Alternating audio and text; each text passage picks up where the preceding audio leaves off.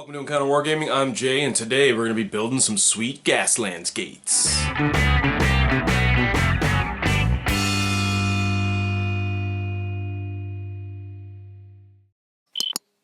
So as you guys know, Adam and I are getting into Gaslands. You've already seen one battle report from us, which is great, but we need to make our own table, right? Because Nick hosted us last time, which, thanks Nick, but we needed to build enough terrain to fill our own table. So the most essential terrain piece to any Gaslands game is obviously the gates, because you really can't play Gaslands without at least 4 gates, right? So today I'm just going to show you how to make these basic gates with just popsicle sticks, a little bit of cardboard, and some toothpicks. And then I personally made them match my flaming car piles that I showed you guys in a previous video. So go back and check that out if you haven't yet. And yeah, so I guess let's just get into building these things. So first we start by figuring out the size. And I've been told that the distance between the posts should be the size of the long straight template. So there I have my long straight template, measuring out the width of it. And these pieces are, of course, a little bit longer than the long straight template, but that's good because that means we're going to put our posts and some decorative bits and what have you. So I'm just using, it's like a board game tile from a kid's board game. Like, yeah, I can definitely make something out of that. So that's what I'm using. It's just like a very thick, dense card. Quite denser than corrugated, but not quite as sturdy as like masonite board or something like that, but somewhere in between that. Now it's time to build my posts. So basically I'm just taking popsicle sticks and I'm cutting off the circular end on all of them. Using my first one as a guide, just because I don't want them all to be different lengths, I want them all to be a similar length, and it's just a matter of cutting out as many as I need for posts. So it's 4 pieces per post. And yeah, there's 8 posts. So here I am just using a hot glue gun to glue all 4 together. You can kind of, if you see near the end there when I finish one, I'm actually shoving the glue gun down inside. You want to put a big glob of glue inside each of the 90 degrees that you're making. And then once you're done, just pour a bunch of hot glue in there, because that'll actually provide a lot of strength, and they'll almost be as strong as rubber. Now it's time to put the poles on the gates. So basically I'm just using the long straight template as a guide, just putting it in the middle of the cardboard strip and then putting each of my posts on either side of it. And then once I have the posts on there, I'm actually taking the glue gun and kind of providing like a little bit of caulking at the base of it, sort of like build up a little bit around the base of it, and it'll actually provide a lot of strength because it's literally like putting plastic around it to hold it on. And this will prevent our posts from falling off the cardboard in the future. Now it's time to do the actual like sign part of the gates. So I'm just taking some popsicle sticks here and I'm roughly figuring out how long I actually need it to be, like the boards between posts. So it's quite a bit longer than just a standard popsicle stick. And so basically I'm just cutting off all the circular edges, and then I'm taking my X-Acto blade and just running along the ends, or along the edges I should say, the long sides, to just create like some damage, make it look weathered and what have you. And then basically just laying it out flat on my Bristol board there, and then adding the supports in behind to hold it all together after I've laid it flat.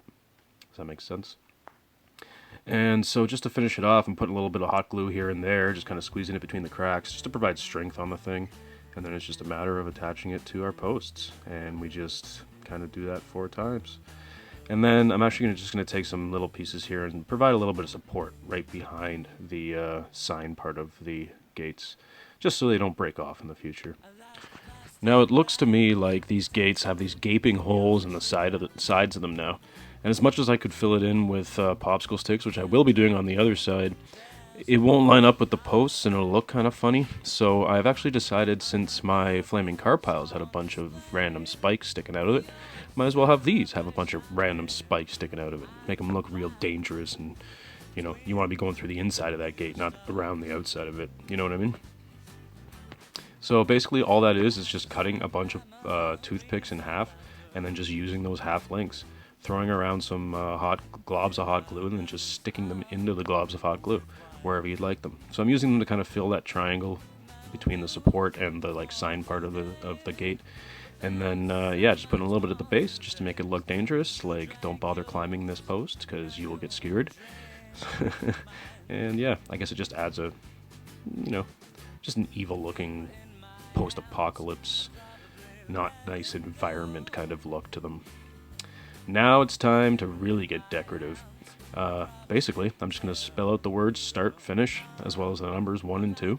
I understand people number them 1 to 4 and stuff like that, but I decided that I wanted the first one to actually be labeled start and the second one to actually be labeled finish. And then it's just simply a matter of actually gluing them onto the signs. That's how easy it is. I got them all laid out perfectly, so I know which ones are going where. Just put a dab of hot glue on any of the pieces and just stick them where you think they should go. Now, I have noticed on the 1 and the 2, it's just all open wood with nothing on it. And luckily I had 4 of these cheap plastic cars that I used for the flaming car piles left over from that terrain project. And basically I'm just putting a little bit of hot glue on the bottom of all of them and then just sticking them on, just to basically fill that flat gap in between the edges of the signs and the numbers in the center. I mentioned the triangular shaped holes on the outsides of them. I also obviously have that on the insides of them, and inside there's this massive globs of hot glue from what I used to set my toothpicks in there.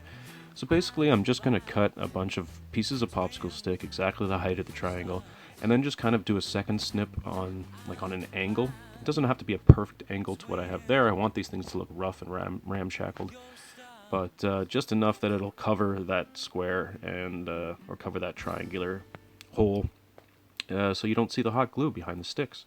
Now it's time for some sand. Basically, I'll just paint the bases now with some PVA glue and sprinkle on my sand.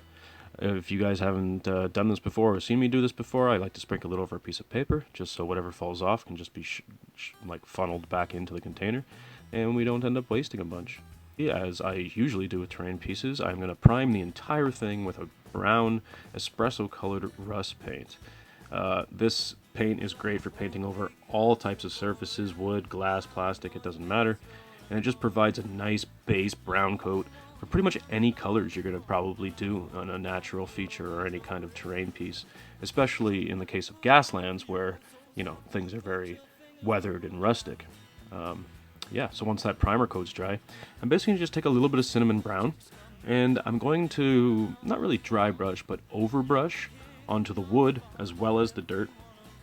And basically what that'll do is it'll bring out all of the wood grain on the popsicle sticks and really make them look like they are actually wood planks. As well, it'll lighten up the dirt so that I can bring it up to the next level, making it, not so flat and just one color. Obviously, we want everything to look highlighted. Which leads us to our next step, which you can see me doing right here, in literally highlighting everything as far as the wood and the dirt and everything is concerned. And I'm just taking a bone color. This one's actually called unbleached titanium, but it doesn't matter, you can use any bone color, and do a very, very, very light dry brush. I mean very light. If you go on too heavy, you will ruin what you've done already, and there's no going back besides going right back to base coats.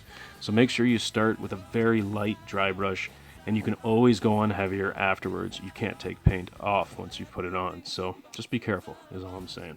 And then once we've got everything highlighted nicely, we're just going to paint all of the other colors. So I've decided to use the same colors that I used on the flaming car piles on these cars. I've just kind of got arbitrarily one of each. There's only 4 cars here, and I think I used 5 or 6 colors on the other terrain piece, but that's fine. So basically, I'm just putting on a base coat just to get them the solid color that I want the car to look like it was before it was all damaged. And this is actually going to take a couple of coats. You see here I actually go on to a second and then a third. Now it's time to paint all the metal. So I'm going to go around, paint all the hubcaps. Also, I'm going to paint all the spikes that are on the edges of these terrain pieces, because I want everything to look like it's made of metal, and basically any parts of the cars that look like they would be silver to me, I'm going to paint silver at this juncture too. Then it's time for terrain washes, and basically I've just got here a little bit of craft paint, black craft paint with water on it. You don't want to use a lot of your good washes, like your miniature washes on this kind of stuff, guys, because you will go through it so quickly. And like Citadel's washes for whatever, they are crazy expensive. So don't waste your good stuff, make your own cheap stuff. And after the black's dry, I'm going to do the same thing with a watered down cinnamon brown.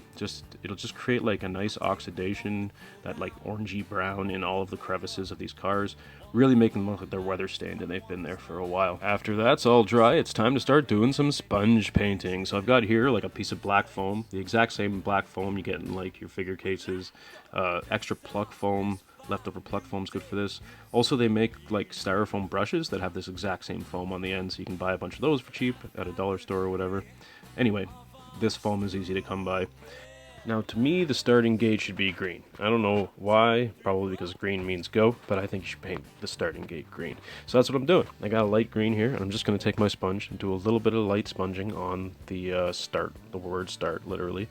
And then finish. I think that should be red, again, for the same obvious reasons. And all this sponge painting does is it really just creates a very sparse dispersal of the paint and allows the colors that I've painted behind to show through, which will either make this look like spray paint, or it'll make it look like it's paint that's been there for a while and it's all chipped off now and everything. For some reason, the number 1 feels like it should be colored white to me for some reason. So anyway, I've got some white paint. I'm going to sponge it all over the 1, the same way I did all of the other words, like the start and the finish. And then for the 2, I feel like using some blue. I don't know why again, but 2s look like they should be blue to me for some weird reason. And once that's done, I'm actually going to go on to some metal. So I've got the sponge, of course, and I'm just going to randomly make these cars' paint jobs look chipped. Just kind of go around like the edges of them and just rough them up a little bit. And then I'm going to take a little bit of Doom Bowl Brown and do the exact same thing. This is going to be the base for like our rust color, more or less. And so I want to go sort of in the same areas I've put the silver, but also in other spots too, still showing the silver, of course. And just kind of throw it all around the body of the cars. And then I've just got a little bit of bright orange here, and I want to basically use this sponge to just lightly go over all the same areas I've done the Doom Bowl Brown, just to make it really look like rust spots. And that's basically the secret to rust, guys. Now I've decided to paint all of the windows and the front lights of these cars blue, just because I did that on my own personal team and obviously on the other terrain piece, so I'm going to keep it consistent with all of the models I own and paint everything blue. Now on my actual cars I painted a very gradual, like a gradient from dark to light over the windows, just to make them look like they were reflecting. But on these terrain pieces I'm not putting in that kind of effort. And I'll show you how to make them look reflective at the end. So then next I'm basically just going around touching up the tires, because right now I've got the rust and silver and things all over the black tires, so I actually want to make them black again. So take a little bit of black paint and just carefully with a small brush go around and touch up all the tires. And then basically once that's done, I just want to paint the back lights. I mean, we're just doing details at this point, finishing everything up. And of course, you know, backlights of cars are red. There's no real decision making there. They are always red. And then just take a little bit of silver and just touch up these windshield wipers.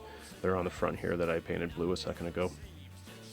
Now it's time for some grass. Now, on the rock spires that I did, as well as on the flaming car piles, I've basically used like a yellow desert grass. I guess that's kind of the theme I'm going for here, because I want it to also be compatible with some of our Malifaux terrain and some of our Wild West terrain. So basically I'm using the same basic template for these, just so everything ties in together. And yeah, it's just basically some, I think it's Gale Force 9 static grass. It's just like this nice yellow color. I don't really know the name of it, but whatever. And then finally, I'm just going to finish off the windows and the lights with a little bit of Citadel Art Coat and just some gloss varnish just to make everything look all nice and shiny. And yeah, that's basically them. There's the finished product, ladies and gentlemen. The Gaslands Gates for our battle reports. I think they turned out pretty sweet.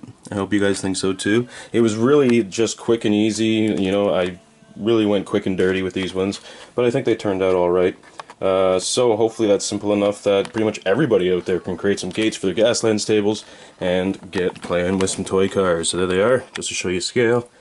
So that was some quick, cheap, and easy Gaslands gates. Something you can just literally go buy a bunch of popsicle sticks and cardboard, you know, foam core, whatever you want to use as the base. Most people have art kicking around. And yeah, other than that, it's really just paint and glue. So I hope you guys enjoyed that. I had a lot of fun building those, and I think they're going to look great in our battle reports coming up for Gaslands. If you guys like this video, please hit the like button, hit that subscribe button if you haven't already, because you don't want to miss any of our content, right? You'll be notified every time it comes out, especially if you hit that little bell. Also, check out our description below, guys. You can help us out by picking up an Encounter Wargaming t-shirt on our Spreadshirt page, or if you really want to be a part of the Encounter Wargaming family, head on over to our Patreon campaign and check that out. There's a whole bunch of extra perks for you guys for as little as $1. So go check it out, and we'll see you at our next encounter.